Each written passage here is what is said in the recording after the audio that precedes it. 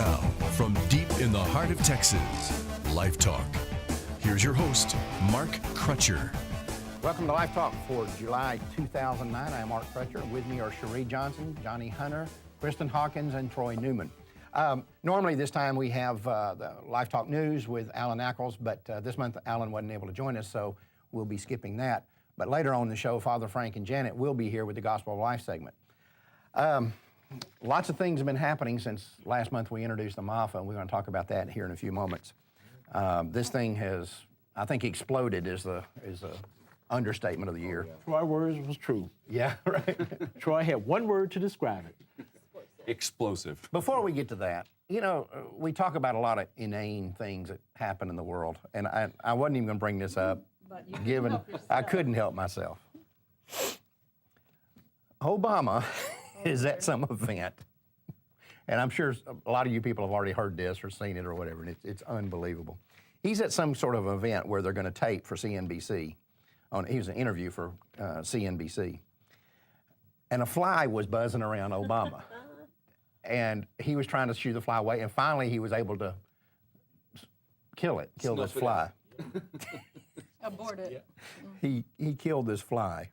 PETA, the People for the Ethical Treatment of Animals, comes out. No way. And attacks him for animal cruelty. When is a fly an animal? Well, I didn't know flies were animals. That was my That's the first. See, they were maggots, weren't they? I don't know what they were. PETA says, we support compassion even for the most curious, smallest, and least sympathetic animals. We believe that people, where they can be compassionate, should be for all animals. Oh, God. Way to go. Way to go, Peter. But this PETA, of course, is made up of people who are overwhelmingly hardcore pro-aborts. But they support compassion For the fly. for the smallest and least sympathetic for a housefly. And that was a curious little fly. He was curious. That's all. Checking out the president. His only crime was being curious, and for that he had to be killed. Diseases or anything like that. Hey, Now, for this is- once, I might have to agree with the president on killing that fly. Somebody said swatting a fly on TV indicates he's not perfect. What was imperfect about it? Anyway, this just shows you how whacked out our culture has become. I mean, our We culture care is more about flies than completely babies. whacked Spain, out. gorillas have human rights now. But Yeah, babies gorillas don't. are considered persons, but yeah, we covered that here on LifeTalk a few Yeah, months I ago. Yeah, Right. gorillas, That's just our society now. chimpanzees, and orangutans or whatever. Well, we're evolved from them, you know. Well, yeah, and that's why right. aren't they evolved? Why are there any more monkeys left, by the way? Why didn't all of them evolve? Yeah. Right. They got stuck. You know, I was on a talk show one time when somebody called in and challenged me. Said, "Oh, you're pro-lifer, you're one of those people who doesn't believe in evolution and all that." I said, "You know, one of the hallmarks of science is the ability to replicate something, because you can do anything once, but can you do it over and over again? That's what proves that it's a legitimate phenomenon." I said, "Are you saying to me that if I worked a deal with God where He'd leave you here for a couple of million years or whatever, how long you think this takes, that I could give you a male and a female monkey, and I could come back in a couple of 100 million years and you'd have turned those two monkeys into people? You know, that's how you can prove that this actually occurred." But anyway, that's off subject. Let's Important, nevertheless. Though. let's talk about MAFA 21. I have to tell you guys, it's only been out a few days. This is less than 2 weeks that we've had it out, and the response that we have gotten has exponentially exceeded anything I could have ever imagined. We've sold a million of them. That's not a million. We've sold a bunch of them. And the most amazing thing about the sales is that most of the sales we seem to be getting are multiples. People will order one, watch it, and then come back and order 3, or we've had people ordering 20 and 30. We had one radio station that ordered 600 of them. The thing is just exploding, and the response that we've had from people who've held events, and we want to talk about that here in a minute, has just really, it's shown me that we're on the right track. Johnny, you, of course, you were here last time. You'd seen it the night before when we had the show. Yes. And since then, you had time to see it several more tims because you've shown it in places, and it was shown in Congress twice last week on Thursday and Friday. And It was building, right? at the Capitol building. Alveda King and Day Gardner helped pull that off.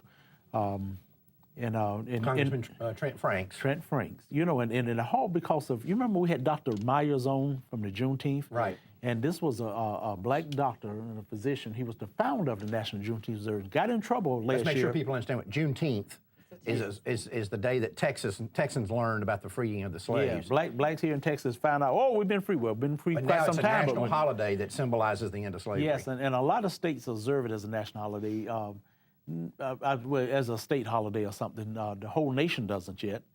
And anyway, that's another whole story there. Right. But nevertheless, he was one of the first people to reinstate that word ma'afa, the Black Holocaust. Right. And so with that, they had Thursday open. And boy, once Alvita found that out and said, we wanted to do something, and she said, will you call Dr. Myers? And I called Dr. Myers. He said, yes, you can do the show. And everybody wanted to show some little jive, you know what I'm saying, some little jive film about what happened years ago. And I said, there's a much better one, hot off the press.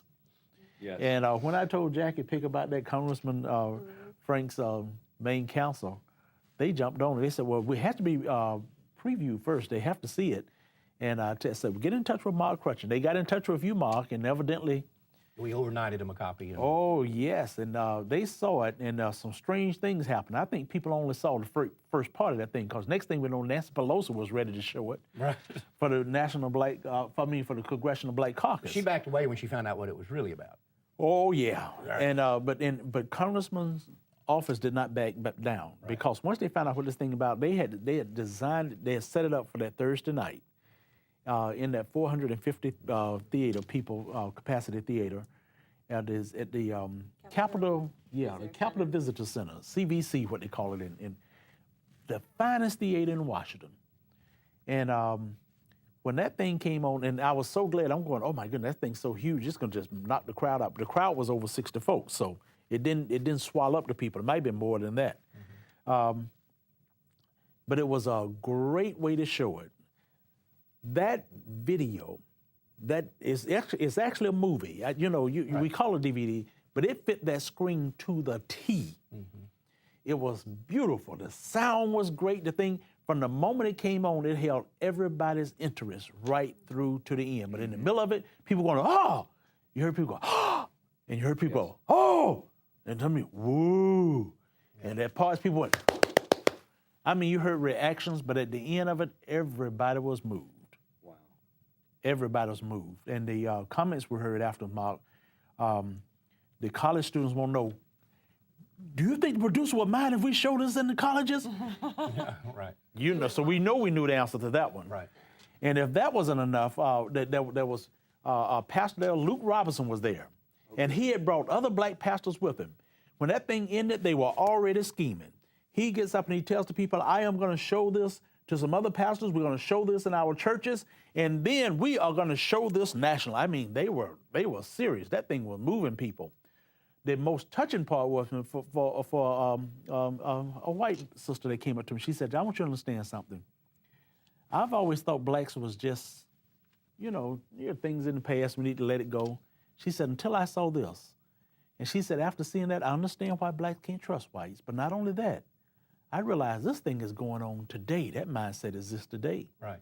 And she said, I felt embarrassed and I was angry. Mm-hmm. Embarrassed. And then the best part came when somebody came up to this lady and told her, I came here with an opposite mindset than y'all, because I was sitting here for another reason. And she was said, an infiltrator. Yep. And she said, but I want you to know something. I'm walking out tonight with a whole different mindset. And she said, my life is changed forever. Wow, that's amazing. Forever. So And, she was in there maybe to be a skeptic and Oh, yes. Do we know what congressman's office she came from? Yeah, I don't know. And the congressman did good. That staff people really showed up. Yeah. I mean, they always send infiltrators. Every time we have an event, they'll send infiltrators into. Well, I tell you, that when everybody was stunned at the end, even, of course, they were going to try to cut it off short, And, I know. I kept telling Jackie, don't cut it off short. She's like, I'm just going to show parts. I said, you can't. You have to show the entire so people film. learn stuff they didn't really necessarily know that was going on, right? It goes deeper and richer than people had of it, and it was so well documented. Mm-hmm. I even had a lawyer that we had got a hold to a copy of it.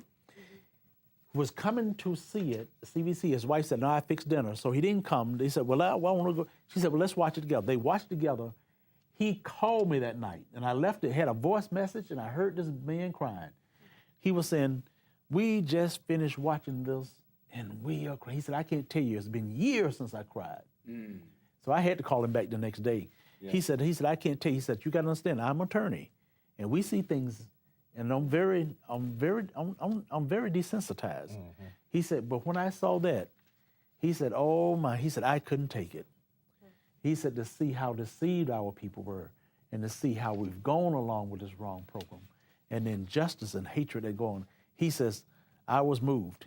He said, and I went out. He said, after I sent that message to you, I ordered 10 more copies, because I'm making sure my pastor get this. I got some other attorney friends that need to get this, and this thing moved. Well, what's interesting is when I emailed some of those college students who are our interns, I had sent because I couldn't go, and I emailed them last night and I said, hey, what did you guys think to my office showing? Because I wasn't there, I want to hear your reaction.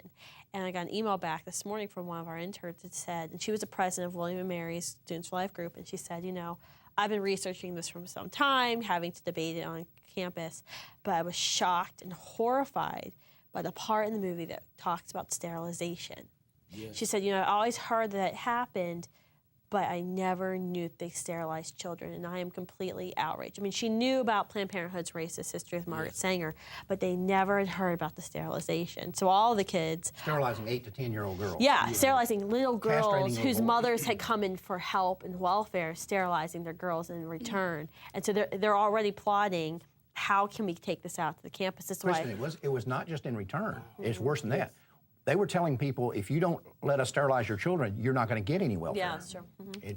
You know, and we know, as we talk about in the movie, and we have for people who haven't seen it yet, we have an actual victim, a woman who's now an adult, but she was sterilized at the age of 14. We know that from just the states that have released their records, which is a very small percentage, 31 states actually had eugenics boards and did sterilizations, and it didn't stop until the 1980s.